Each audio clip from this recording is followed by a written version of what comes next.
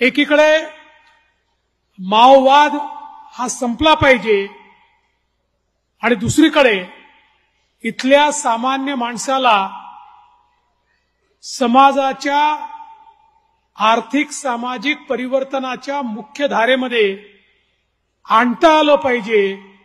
या दृष्टीनं या जिल्ह्यामध्ये एक मोठं परिवर्तन घडवण्याचा प्रयत्न आपण केला। मला हे सांगताना आनंद वाटतोय, आपल्या जिल्हा प्रशासनामुळे, पोलीस प्रशासनामुळे आणि केंद्र सरकारमध्ये माननीय मोदीजी आणि माननीय अमितभाई शाह यांच्या मदतीमुळे आज माओवादाकडे कोणीही वळत नाहीये। गेल्या 4 वर्षामध्ये माओवादी संघटनांना गडचिरोलीतनं एकही रिक्रूट मिळालेला नाहीये।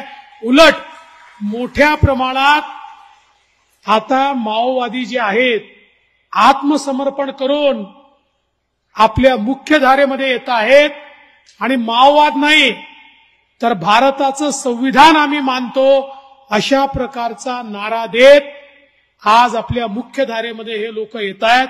आणि मला विश्वास आहे की येत्या काळामध्ये माओवाद हा भूतकाळ असेल आणि एक संपन्न समृद्ध अशा प्रकारचं गडचिरोली आम्ही तयार केल्याशिवाय राहणार नाही।